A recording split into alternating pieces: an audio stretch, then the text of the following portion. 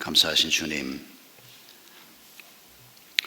하나님께서는 하나님을 믿고 사는 것이 보배라고 이사야의 입을 통해서 우리에게 말씀하셨습니다.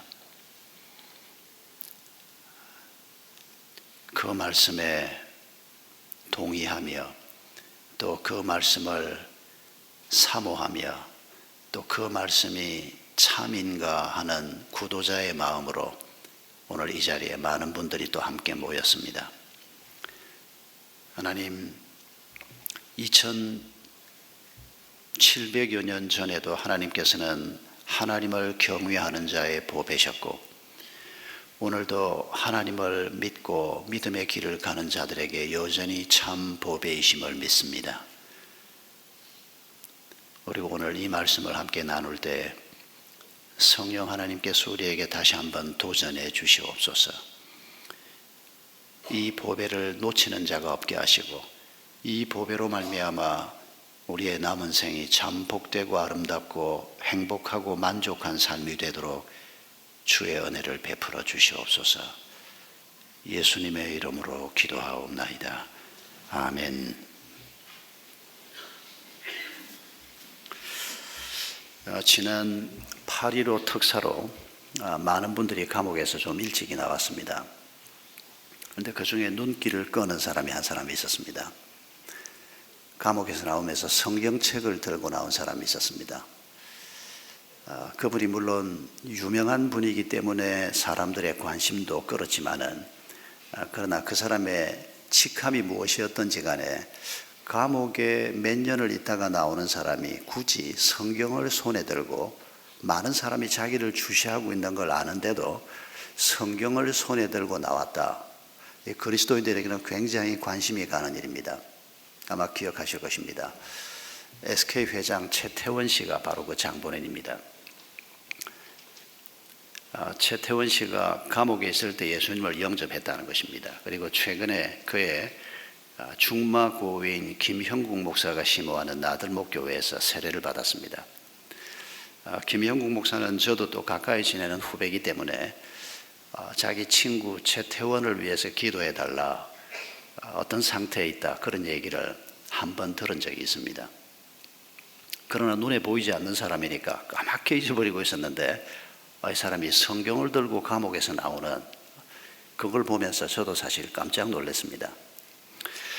최태원 씨가 하나님을 만나게 되고 이 땅에서 누구보다 많은 것을 가지고 있다고 생각했던 그가 세례를 받으면서 그동안 자기는 인생이 너무 두려웠다고, 그렇게 돈 많은 사람이 아직도 젊고 건강하고 우리가 생각하기에는 얼핏 좀 이해가 잘 되지 않는, 그러나 또 다른 한편으로 생각하면 이해가 되기도 합니다.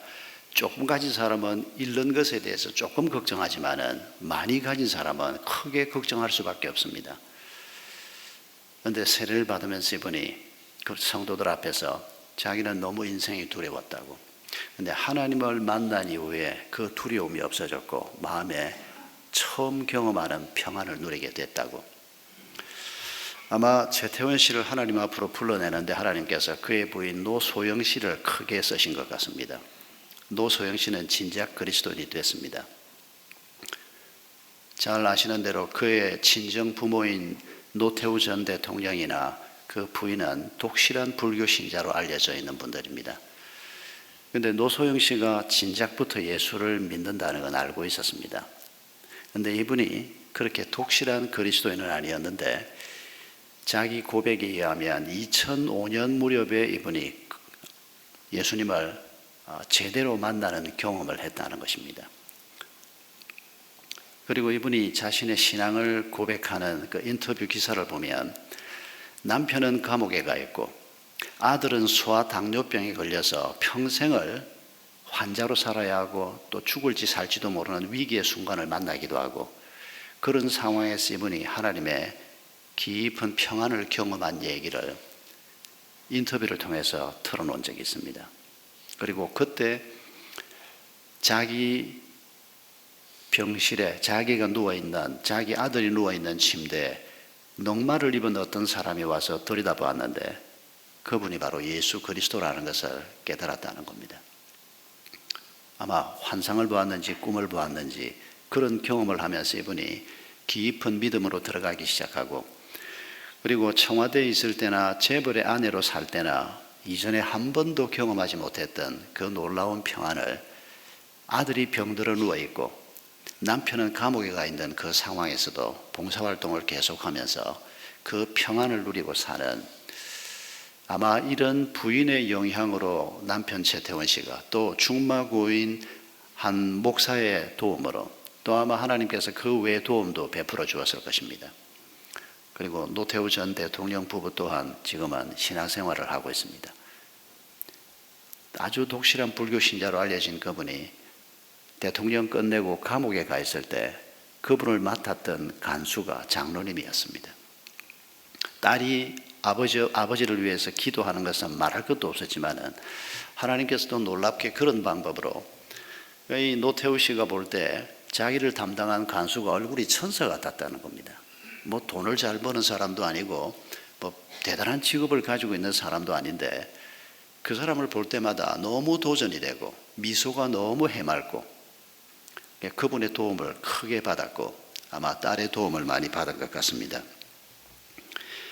여러분, 예수님께서는 마태복음 13장 44절에서 하나님의 나라가 밭에 감추인 보화와 같다고 말씀하셨습니다. 보화가 얼마나 좋은 것인가는 우리가 설명하지 않아도 다 압니다. 그런데 그 밭에 감추인 보화를 발견한 사람이, 예수님 당시 2000년 전 팔레스틴 상황에서는 밭에 사람들이 보화를 감춥니다. 은행에 보관하거나 이게 쉽지 않은 때고, 재산을 보물로 바꾸어서 그걸 땅에 묻어놓는 사람들이 그 당시에 들어 있었다는 겁니다. 그런데 그걸 아내한테도 말하지 않고 누구한테도 말하지 않고 있다가 급사하는 경우가 많이 있습니다. 그때 남자들의 평균 수명은 한 30살밖에 안 됐습니다. 그러면 그 묻혀있는 보화는 아무도 모른 채 그냥 있는 겁니다. 그러다가 우연히 어떤 사람에 의해서 발견이 되면 그 당시의 관례는 그 보화는 밭 주인의 것입니다. 발견한 사람의 것이 되는 게 아니고, 그러니까 그걸 발견한 사람은 그 보화를 얻기 위해서는 빨리 그 땅을 사야 하는 겁니다. 그러니까 밭에 감추인 보화와 같다, 그 말은 그 보화를 발견한 사람은 있는 거 없는 거 다 팔아서 그 밭을 사는 겁니다. 평당 한 3만 원밖에 안 되는 시골 구석에 있는 밭인데도 평당 30만 원도 좋으니까 내가 사겠다. 미쳤다 그러지 않겠습니까? 그 시골 구석에 있는 땅이 뭐 볼 게 있다고. 근데 그 속에 감추어져 있는 보화를 안다는 겁니다. 근데 예수님께서 이 마태복음 13장 말씀을 하실 때 어쩌면 이사야서를 염두에 두고 말씀하신 게 아닐까 하는 생각을 해봅니다. 이사야 오늘 본문 33장 6절에서 여호와를 경외하는 것이 보배라고 말하고 있습니다. 이 보배를 가지면 이 땅에서 가장 부유한 사람이 된다는 것입니다. 여러분, 그래서 오늘도 우리가 그 여호와를 경외하고 예배하기 위해서 이 자리에 왔지 않습니까? 아닙니까?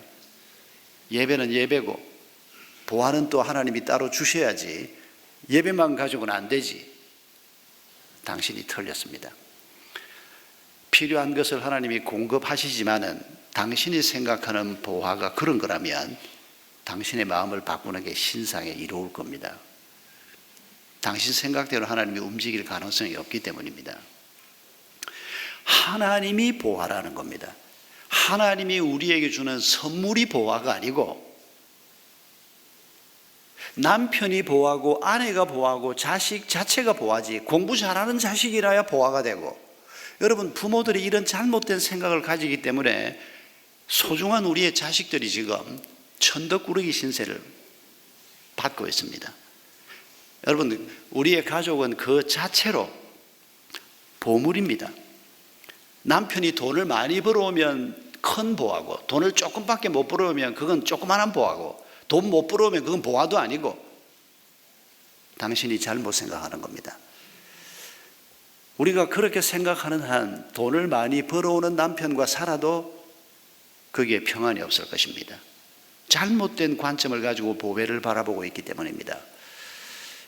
여러분, 지금 이사야가 여호와를 경외하는 것이 우리의 보배다라고 지금 백성들에게 이 말씀을 전합니다. 남왕국 유다 백성들입니다. 이때가 언제입니까? 나라가 풍전등화와 같은 어려울 때입니다. 실제로 이 나라가 얼마 후에 망하고 맙니다. 계속해서 적이 침입해오고 어려움을 계속 겪는 때에 하나님께서 여호와를 경외하는 것이 우리의 보배다. 참 현실 모르는 소리 같은. 이사야가 현장의 이 절박한 상황을 안다면 저렇게 태평스럽게 얘기할 수 있을까? 당장 우리를 돕는 자가 있어야 하고 외적의 침입으로부터 우리를 도와줄 만한 무슨 계략이나 무슨 용맹이나 무기가 있는 것이 이렇게 시급한데 그런 문제에 대해서는 얘기하지 않고 하나님 타령이나 하고 있는, 이게 너무 비현실적 아니냐, 그런 말을 듣기 딱 좋은 얘기를 하고 있습니다. 여러분, 1절, 2절을 보면 그때 당시에 백성들의 상황을 언급하고 있습니다. 학대를 당하고 속임을 당하고, 이거 아수르가 유다 백성들을 공격하고 학대하고 속이고 했던 일들을 염두에 두고 표현한 게 아닌가 생각이 됩니다. 이런 고통 속에서 지금 이사야가 여호와를 경외하는 것이 보배라고 말하는데, 여러분, 여호와를 경외한다는 것이 무엇일까요? 우리가 이사야서 지난 한 주간의 본문 속에서 우리가 한번 좀 생각해 보면, 지금 파괴자가 내 앞에 있고 실제로 나라가 지금 무너져 가고 있습니다. 배신자, 이 배신자라는 말은 짐작한데, 지금 이 33장이 월요일 본문인데, 여러분 어제 토요일 본문을 보면 36장에 보면 랍사게가, 아수르의 사령관인 랍사게가 왕의 명령을 받고 남왕국 유다를 쳐들어옵니다. 그리고 여러 곳을 다 정복을 하고 예루살렘만 남겨놓고 마지막 전투를 준비를 하는 장면이 토요일 본문에 나옵니다. 그런데 그 전에 무슨 일이 있었는가 하니까, 이 아수르가 쳐들어올 때 히스기야 왕이 사신을 보냅니다. 전쟁을 멈추고 돌아가 주신다면 우리가 어떤 것이라도 하겠습니다. 엄청난 보화를 요구했습니다. 그래서 히스기야가 침공을 당하지 않기 위해서 열왕기하를 보면, 열왕기하 18장 13절 이하에 보면 있는 국고를 다 털어서 모든 힘을 다 기울여서 보화를 모읍니다. 그리고 그걸 아수르 왕에게 바칩니다. 그런데 아수르 왕이 그걸 먹고는 약속을 지키지 않고 군대를 보내는 겁니다. 그게 지금 이사야 36장의 상황입니다. 지금 33장의 예언의 말씀은 아마 이런 사건을 염두에 두고 표현한 게 아닌가 생각이 됩니다. 죽을 힘을 다해서 가지고 있는 모든 것을 다 바쳐서 타협을 했습니다. 그런데 사실은 하나님께서는 타협하지 말라고 했습니다. 그런데 자기 생각에 전쟁을 피하기 위해서는 뭐 돈 좀 내주는 건 해도 되지 않을까, 그래서 그런 결정을 한 것 같은데, 이렇게 배신을 당하고 결국 나라는 쑥대밭이 되고 이제 예루살렘 성 하나만 남겨놓고 너희들이 항복하라, 이런 절박한 상황 속에서 지금 하나님께서 이사야의 입을 통해서 여호와를 바라봐라, 여호와를 경외하는 것이 너희의 보배다, 이 얘기를 지금 하고 계시는 것입니다. 여러분, 오늘 이 자리에 있는 우리 중에 혹 어떤 분이 이사야 시대의 남왕국 유다 백성들이 처한 상황만큼 나도 절박한 상황에 있다, 그렇게 말할 분들이 들어 계실 것입니다. 개인적으로 너무 힘든 상황, 앞이 보이지 않는, 사방이 다 막혀있는 이런 상황에 처한 분들이 분명히 우리 가운데 있을 것입니다. 또 앞으로 우리가 들어 만나기도 할 것입니다. 그러나 여러분, 그런 상황 속에서 우리가 기억해야 할 것이, 하나님을 경외하는 것이 우리를 구원하는 보배가 될 것이라는 것입니다. 여러분, 이런 파괴당하고 배신당하고 나라가 엉망진창이 되고 회사가 엉망이 되고 내 삶이 피투성이가 된 그런 상황 속에서 주를 바라보는 것을 포기하지 말라는 것입니다. 은혜 베푸시는 그분을 바라보라는 것입니다. 2절에서 여호와여 우리에게 은혜를 베푸소서 우리가 주를 앙망하오니, 이게 바로 여호와를 경외하는 것이라는 겁니다. 여러분, 여호와를 경외하는 일이 예배당에 앉아서 우리가 은혜가 되면 한번 하나님에 대해서 기대하는 마음을 품어보고, 책상머리에 앉아서 큐티를 할 때 마음이 좀 뜨거워지면 주의 은혜를 한번 기대해보는 이런 문제가 아니라는 것입니다. 절박한 상황 속에서 지금 랍사게가 18만 5천의 군대를 끌고 지금 이스라엘을 침공했습니다. 남한국 유다를 침공했습니다. 지금 모든 성들이 다 무너졌습니다.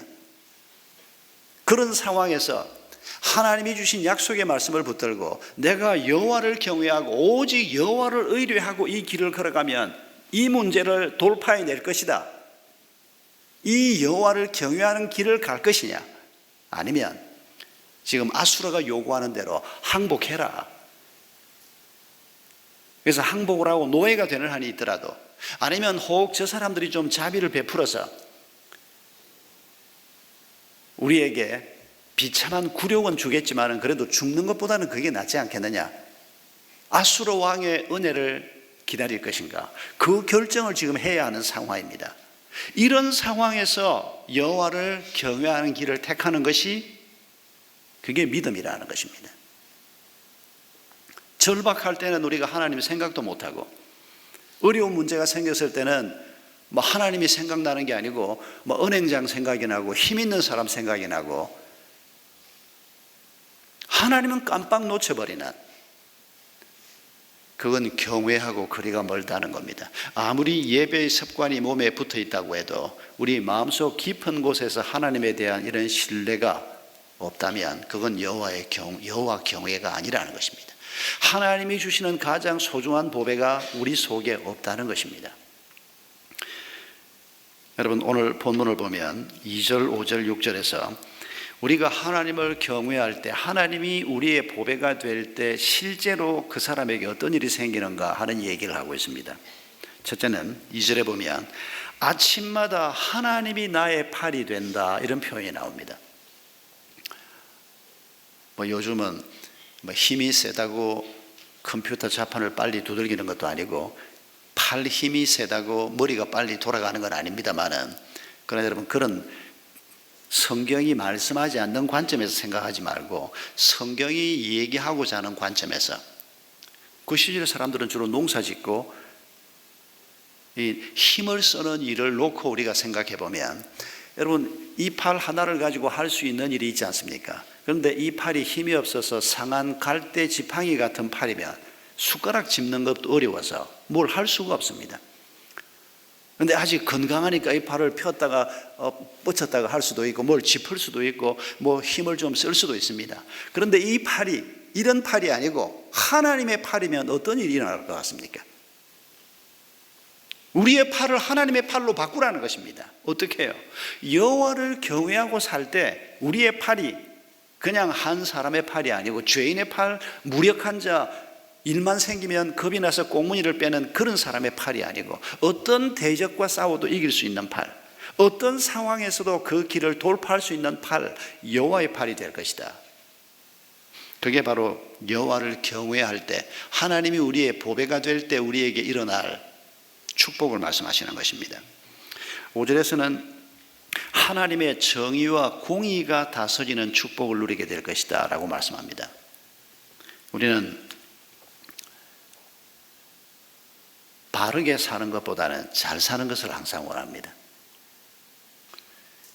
여러분, 60년대 그렇게 가난할 때, 전쟁 이후에 이 나라가 엉망진창이 되어 있을 때, 박정희 대통령 시절에 전국에 동네마다 마이크를 달아놓고 잘 살아보세, 그 노래를 들으면서 다 일어나게 했지 않습니까? 잘 살아보자고. 참 기가 막힌 고통을 우리 민족이 겪어왔지 않습니까? 배고파 죽는 사람들이 수도 없이 많았고, 제가 살았던 어린 시절에 제가 살았던 마을에도 폐결의 환자가 왜 그렇게 많았는지, 거리에 나가면 한쪽 모퉁이에 양지 바른 곳에 앉아있던 아저씨들이 늘 생각이 납니다. 다 폐결의 환자들이었습니다. 약이 없었습니다. 그러다가 죽어버리고. 정말 비참한 50년대, 60년대. 그러니까 잘 사는 것이 우리 민족의 꿈이었습니다. 북한의 김일성도 마찬가지였습니다. 우리가 김일성 욕을 많이 하지만은 김일성이가 가지고 있는 꿈 중에 하나도 자기 백성들에게 이밥에 쌀밥에 소고기국 먹이는 것이 김일성이 자기의 꿈이었다고 얘기하는데 그건 아마 거짓말은 아닐 것입니다. 근데 하나님의 은혜로 남한 반쪽만이라도 먹는 문제가 이만큼 해결되는 축복을 우리가 누렸습니다. 근데 한 가지 빠진 게 있습니다. 다들 가난을 극복하기 위해서 잘 살아보자고 노래를 부를 때 교회만이라도 하나님의 백성들만이라도 바르게 살아보세요라고 노래를 불렀어야 하는 겁니다. 바르게 살면서 잘 사는 길을 우리가 구했어야 하는 겁니다. 교회가 아주 그러지 않았다는 뜻은 아닙니다. 저희들이 어릴 때 교회 다닐 때 목사님들의 설교를 돌아보면 참 놀라운 설교들이었습니다. 그러나 그런 설교를 듣고 자란 저희 세대가 이제는 기성세대가 되어버렸는데 오늘 한국 교회는 돈바람에 무너진 교회가 되고 말았습니다. 잘 살자고 하는 세상 외침 속에서 바르게 살아보자 하는 외침이 들리지 않는 목소리가 너무 작은 교회, 목소리가 너무 작은 그리스도인들이 되고 말았습니다. 우리도 모르는 사이에 우리가 하나님의 정의가 이루어지는 사회보다는 내가 편하게 살 수 있는 세상이 뭘까? 이게 너무 우리에게 익숙한 질문이 되어버렸습니다. 하나님의 보배가 우리에게 없거나 하나님이 우리 속에 있다고 해도 빛을 발하지 못하는 보배를 가지고 있는 겁니다. 하나님의 정의와 공의가 다스리는 나라가 되면, 그런 상황이 되면 모든 것이 질서정연하게 되고 모든 것이 행복하게 되는 날이 된다고 주님이 지금 말씀하시는 것입니다. 그래서 하나님을 경외하는 것이 보배라고 말하는 것입니다. 6절에 한 가지 더 얘기합니다. 우리가 하나님을 경외하고 하나님이 우리의 보배가 될 때 나의 때에 평안함이 있을 것이다. 시대라고 번역을 했는데 오히려 그보다는 내가 대통령입니까 시장입니까 우리 시대가 평안하고 이런 거대 담론보다 이 단어를 조금 작게 번역을 해서 내 때에, 내가 살아있는 때에, 내가 남편으로 아내로 사는 때에, 내가 아빠로 사는 때에, 내가 할아버지로 할머니로 사는 때에, 내가 목자로 사는 때에 내 시한에 하나님의 평안이, 내가 여호와를 경외할 때, 내가 하나님의 보배를, 하나님 자신을 마음에 품고 있을 때 내 때에 하늘 평안이 있을 것이다. 그걸 지금 하나님께서 나라가 무너지기 직전 상태에 있는 이 백성들에게, 실제로 적군들 18만 5천 명이 와서 둘러싸고 있는 이런 상황 속에 있는 백성들에게 이런 약속을 지금 하고 계시는 것입니다. 여러분, 하나님을 우리의 보배로 꼭 삼아야 합니다. 내가 교회만 왔다 갔다 하면 하나님이 나의 보배가 되는 게 아닌 거 우리가 압니다. 내가 11조하고 감사헌금하고 내가 가정예배 드리고 그런 건 다 기본입니다. 우리의 마음속에 정말 하나님에 대한 신뢰가 있는가?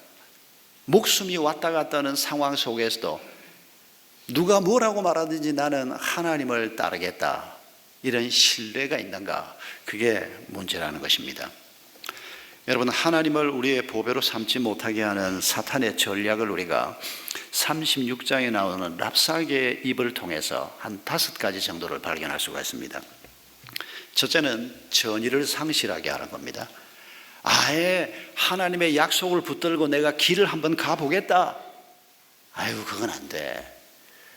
그건 천국 가서나 가능할지, 아니면 꼭 하고 싶으면 목사나 장로고 권사하고 목자인 당신들이나 하고, 어저그제 예수 믿고 신앙생활 한 지 얼마 되지도 않는 나 같은 사람이 하나님의 말씀이 나한테 주는 말씀이라고 내가 도전을 해봐. 안 돼. 전의를 상실하게 하는 것. 여러분, 이게 사탄이 가지고 있는 아주 중요한 전략인 것을 잊지 마십시오. 랍사계가 바로 36장 6절에서 그렇게 말합니다. 내가 말하노니, 여러분 지금 랍사계가 이 말을 할 때 18만 5천의 병력을 등에 업고 얘기하는 겁니다. 무시무시한 사람이 얘기하는 겁니다. 엄청난 힘을 가지고 있는 사람이 지금 예루살렘 성 안에 갇혀 있는 백성들을 향해서 이 얘기를 하는 겁니다. 내가 너희에게 말하노니 너희가 좋게 싸울 계략과 용맹이 있노라 하면 입술에 붙은 말뿐이라. 네가 이제 누구를 믿고 나를 반역하겠느냐. 싸울 생각도 하지 말라는 겁니다. 여러분, 사탄이 이런 전략을 우리에게 얼마나 많이 구사를 하는지 모릅니다. 아예 하나님이 주신 약속이 뭔지 관심도 갖지 못하도록, 그 약속이 뭔가를 붙들었다고 하더라도 그 약속이 뭐 날 위한 것일까? 뭐 아브라함은 몰라도, 뭐 바울은 몰라도 뭘 나를 위해서 그런 일이 이루어질까? 아예 싸울 생각도 하지 못하도록 만드는, 여러분, 이 사탄의 전략 앞에 무릎을 꿇지 마시기 바랍니다. 36장 6절을 보면 랍사게가 또 이렇게 말합니다. 애굽을 너희들이 의지하겠다고? 애굽을 믿는 것은 상한 갈대 지팡이를 의지하는 것과 같다. 갈대는 지팡이가 못 됩니다. 지팡이를 만들려고 하면 뭐 참나무든지 좀 견고한 나무를 가지고 만들어야지, 무슨 갈대를 가지고 지팡이를 만듭니까? 그런데 그 갈대가 상해 있으면 그건 뭐 짚는 순간 쓰러질 수밖에 없는, 여러분, 랍사게가 이 말을 한 것은 제법 옳은 말을 한 겁니다. 실제로 남왕국 유다 백성들이 하나님을 의지하는 것만 가지고는 부족하다고 생각이 돼서 애굽에 사신을 보냅니다. 도와달라고. 이사야 30장 2절 3절에 보면 바로 이집트의 도움을 구하다가 하나님의 책망을 받는 얘기가 나옵니다. 아니, 하나님 말고 다른 사람의 도움을 받는 것은 절대 안 된단 말이냐? 그 말은 아닙니다. 여러분, 이 말을 너무 문자적으로 적용하지 말고 하나님께서 다른 사람을 통해서 도움을 받는 것을 허락하시면, 그리고 그 도움이 바로 하나님이 그 사람을 통해서 주는 도움임을 우리가 받아들일 수 있다면 하나님께서 그런 방법도 자주 사용하신다고 믿습니다. 그런데 하나님께서 사람의 도움, 주변 국가들의 도움을 구하지 말라, 특히 이방신을 섬기는 자들의 도움을 구하지 말라고 했는데도 애굽의 도움을 구합니다. 애굽이 도와주지 않았습니다. 애굽이 아수르 같은 강한 나라하고 유다 때문에 전쟁을 하려고 하겠습니까? 그런 계산 속에서 도와주지 않았습니다. 이 랍사게가 지금 너희들이 애굽을 의지하겠다고? 애굽이 만약에 유다에 붙어버리면 이게 골치 아파집니다. 애굽도 상당히 강한 나라거든요. 그런데 하나님은 아수르도 애굽도 아니라는 겁니다. 여러분, 우리가 의지하는 것들이 상한 갈대 지팡이일 뿐인 하나님이 허락하지 않은 것을 우리가 붙들고 있지 않은지 잘 점검해 보셔야 합니다. 랍사게는 또 유다 백성들의 하나님에 대한 믿음을 흔드는 말을 거침없이 내뱉습니다. 36장 7절을 보면 너희가 너희 하나님 여호와를 신뢰한다고 그 하나님은 산당과 제단을 다 없애라고 하고 오직 예루살렘에서만 예배하라고 하던 신이 아니냐. 여러분, 이 말이 무슨 뜻인 것 같습니까? 편협한 하나님이라는 겁니다. 재미없는 하나님이라는 겁니다.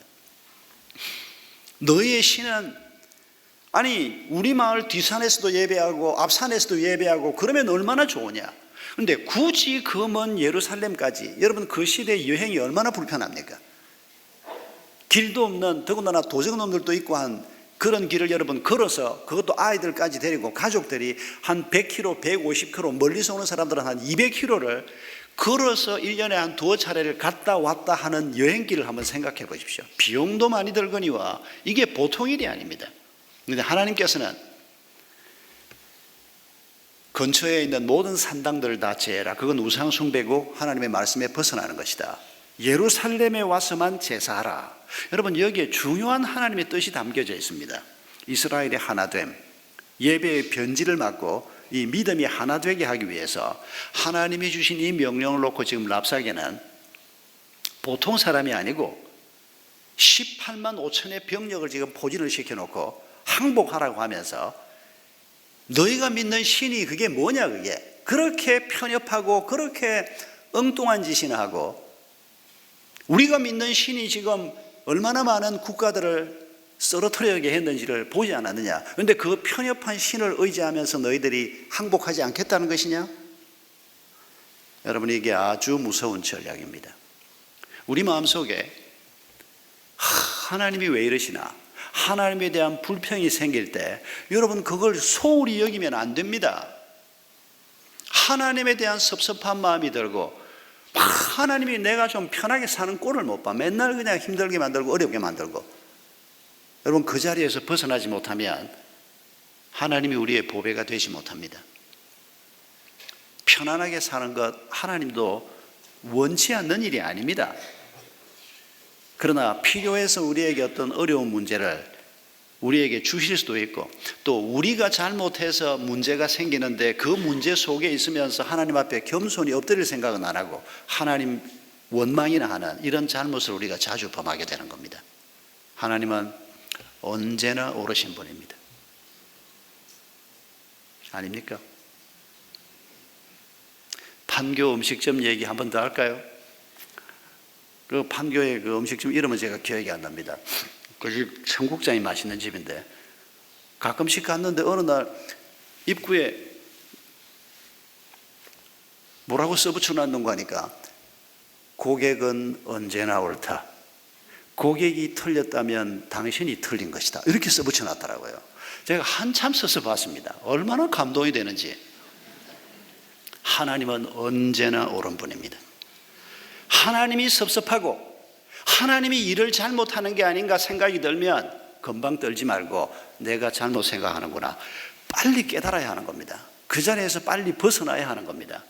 여러분, 세상은 엄청난 목소리로 하나님의 편협함, 하나님이라는 존재는 있지도 않는 건데 이런 식으로 우리에게 음성을 들려줍니다. 그러나 그 소리에 귀를 기울이면 하나님은 우리의 보배가 되지 못한다는 것입니다. 랍사게의 전략 중에 또 하나는 히스기야에 대한 백성들의 신뢰를 흔드는 것입니다. 36장 13절로 16절을 보면 우리의 대왕 아수르 왕의 말을 들으라 그러면서 왕이 말하기를, 우리의 왕이 말하기를, 지금 이 모든 국가들을 쓰러뜨린 우리의 대왕이 말하기를, 랍사게가 이런 식으로 얘기를 합니다. 너희는 히스기야에게 미혹되지 말라. 그가 말하기를 여호와가 너희를 건질 것이다, 그런 소리 듣지 마라. 히스기야가 무슨 힘이 있는 왕이냐는 겁니다. 지금 나라 다 망하고 지금 예루살렘 성 하나 붙들고 있는 이 무능한 왕이 너희들에게 뭐라고 하는 얘기 듣지 마라. 아주 일리가 없는 건 아닙니다. 왕이 못나서 나라가 지금 이 모양 된 거, 그 왕의 책임이 왕이 한 적어도 한 30-40%는 책임을 져야 한다고 우리가 말할 수 있습니다. 그러나 히스기야는 실수도 하지만은 그 어려운 상황 속에서 정말 여호와를 신뢰하면서 하나님이 국가적인 위기 상황에서도 보배가 되시고 우리 개인의 어려움 속에서도 빛나는 참 보배가 되시는 것을 역사 속에서 놀랍게 경험한 사람이 히스기야입니다. 여러분, 하나님께서 우리를 위해서 세워주신 리더들이 흔들리도록 하는 것을 주의하셔야 합니다. 목자들에 대해서 우리 성도님들은 늘 존경하는 마음을 품으셔야 합니다. 우리를 위해서 기도하고 우리를 섬기기 위해서 애를 쓰는 이 목자들에 대해서 여러분 가장 가까이에 있는 영적인 리더들입니다. 사탄은 끊임없이 이 리더들을 우리와 멀어지게 만들기 위해서 도전하는 것을 잊지 마십시오. 조금 지나친 표현이 될 수 있지만은 내가 목자하고 멀어지면 하나님하고도 멀어진다, 이렇게 생각하면 그게 건강한 생각이라고 저는 생각합니다. 물론 목자가 이단이거나 엉터리거나 하면 너무 그렇게 생각할 필요는 없습니다만은 적어도 여러분을 위해서 기도하고 여러분의 삶에 하나님의 축복이 임하기를 간절하게 원하면서 매일매일 기도하는 사람이 여러분 우리 주변에 몇 명이나 되겠습니까? 목자가 바로 그런 책임을 맡아서 섬기는 사람입니다. 교역자들, 장로, 권사들이 바로 그런 사람들입니다.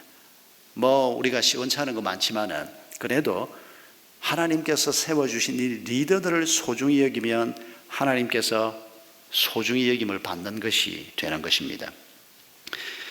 랍사게는 당근을 내놓습니다. 너희들이 항복하면 36장 16절 17절에 너희 포도를 먹게 할 것이고 무화과를 먹게 할 것이고 너희의 우물물을 먹게 할 것이고 이런 단건을 내놓습니다. 너희가 그렇게 꼬장꼬장하게 신앙생활하지 말고 나하고 타협하면 네 사는 게 훨씬 편할 것이다. 꼭 그렇게 신앙생활을 해야 되겠느냐? 오늘도 사탄이 여러 사람의 입을 통해서 반복해서 들려주는 얘기입니다. 여러분, 이런 도전은 오늘도 계속되고 있습니다.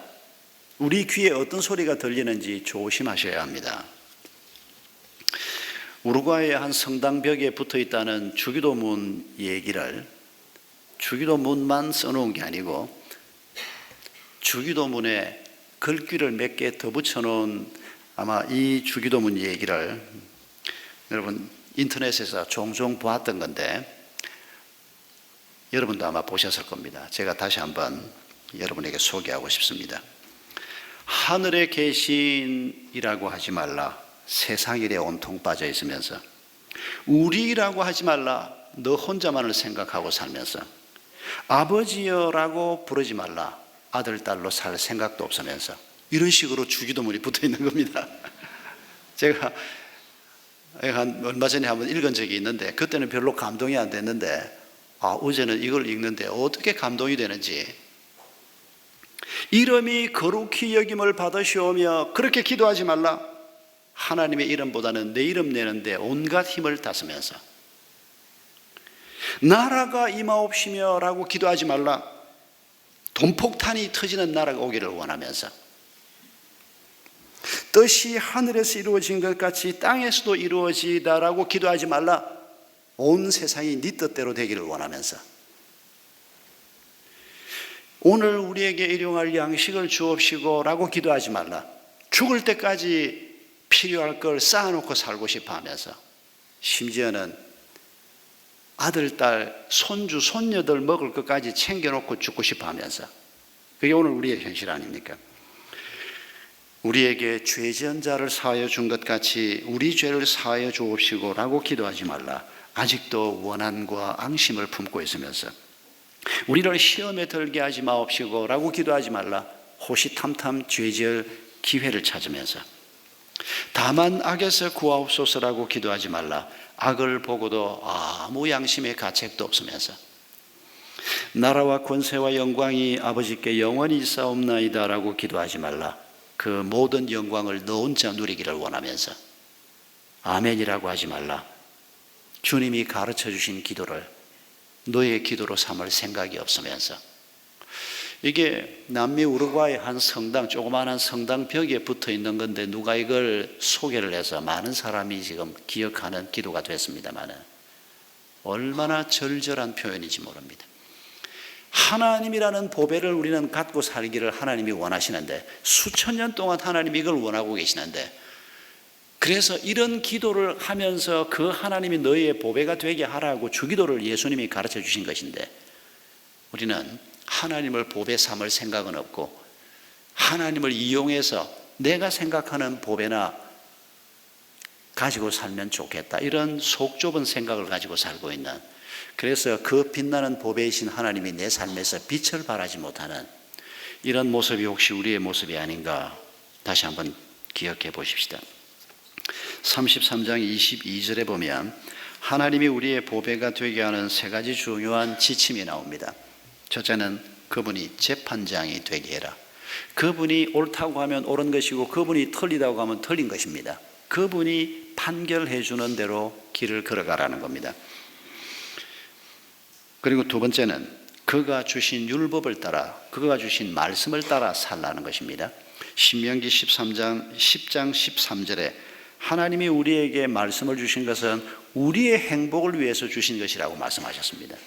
그러므로 하나님의 말씀을 따라가면 거기에 행복이 있고 거룩이 있고 평안이 있다는 것입니다. 그리고 이사야 33장 22절에서 한 가지 더 얘기하는 것은 그분이 왕이 되게 해라. 그분이 통치하게 해라. 그러면 그분이 우리의 보배가 되신다는 것입니다. 여러분 지난 한 주간 본문 속에 이런 말씀이 사실은 엄청나게 많이 나옵니다. 양이 많아서 그 중에 몇 가지만 가지고 우리가 생각을 했습니다만은 우리가 이 말씀을 다시 한번 마음에 품으면서 하나님의 뜻이 이사야 시대에도 이루어져야 했던 것처럼 오늘 우리 시대에도, 나의 시대에도, 나의 때에도 이루어져야 할 것을 다시 한번 기억하십시다. 하나님이 그 시대에도 보배고 오늘 우리에게도 보배요, 내 자손들에게도 보배가 되어야 할 것을 우리가 다시 한번 기억하십시다. 하늘에 계신 우리 아버지, 그분의 뜻이 오늘 우리의 삶 속에서도 이루어지게 주옵소서. 우리 기도하는 마음으로 함께 찬송하겠습니다.